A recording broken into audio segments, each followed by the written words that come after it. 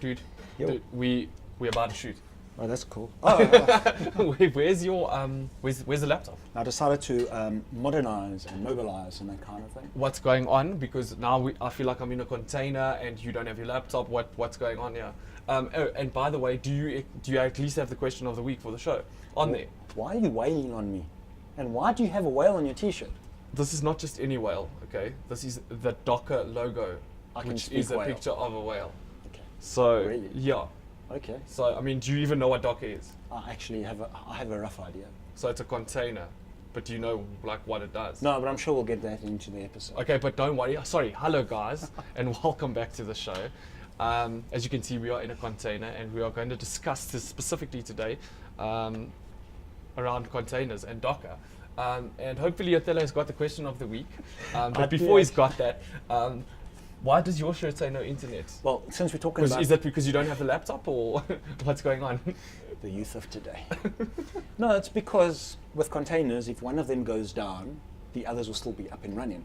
And you won't have no internet, so we can't play that dinosaur game in that browser that everyone likes to use. Fantastic. But let's get to the question, right? Cool. So Adele in Braamfontein writes, Matt and Oti, thanks a lot for all the help over the past few weeks. We're a software development house and want to make the most of the stabilizing offer by containerisation in Azure. Big words. But don't know where to start. Could you steer us in the right direction? Sure. I don't know what that was, but sure.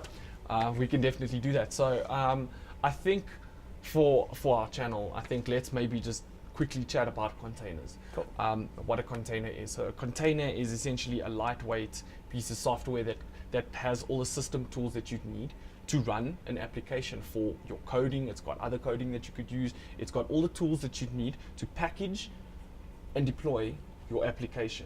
What would you use to deploy? You could use various things. So different containers have multiple service fabrics over them that you can use to manage your containers and use them and install that. But Azure more specifically uses Kubernetes as a deployment tool. And I think Kubernetes is absolutely fantastic. It gives you a lot of insight into the container and how to manage them, and gives you that redundancy and gives you a whole bunch of tool sets that you can now plug onto those to optimize the way you use containers.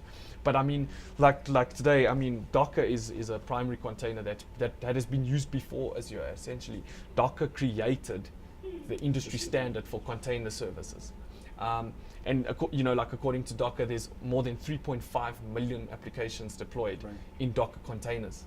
So it is a very relevant deployment mechanism. It is a very relevant compute and a very relevant infrastructure as a service layer that is no longer relevant. Because that's to the cool thing application about development. because that's the cool thing about Docker or container is it doesn't worry about the underlying hardware. 100%. So whatever you want to run it on, it will run. So 100%. You've got your application, and that's all you have to worry about. That's the it. way it works, the way it runs, your modifications, your staging on top of that, and then obviously how you are going to push that out. So it's very easy to take a container and create what's called a content delivery network with your containers. So deploying copies of your containers in different locations and essentially building a content delivery network.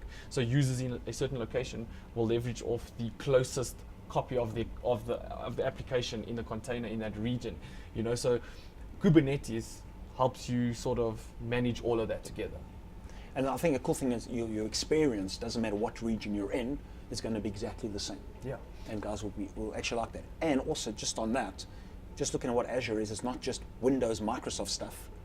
Docker used to be open source. Most of the code is open source, and it's Microsoft's way of showing we're open to the open source community. Come use Kubernetes, come use Docker, come build with us. I mean, there's some really, really cool guidelines out there online where it shows you how to package your application, how to upload your content into Docker, how to use it, and then sort of just deploy it. Cool. And I mean, it's really simple. I mean, a lot of it's in like 3 or 4 steps. Perfect. So it's really good. So Adele, I hope that has answered your question. Just one thing on Kubernetes is actually a really good guide, and don't tell marketing that I'm going to put it in a blog, but there is the illustrated guide for kids for Kubernetes. Really cool YouTube video, 8 minutes, you'll learn all about Kubernetes. You've been promising a lot of stuff on the show, right, to marketing, so I hope you're going to deliver on it. I'm going to have to get that Walking Dead t-shirt out the closet now. So, geeky fact of the week is, did you know that Kubernetes, also the Greek for governor or captain, was originally developed at Google and is open source.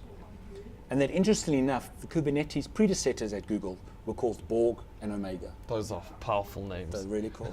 Not as powerful as Mcenroe and Othelo, but hey, they get there. Guys, I hope you've enjoyed the show. Adele, if you have any questions, let us know.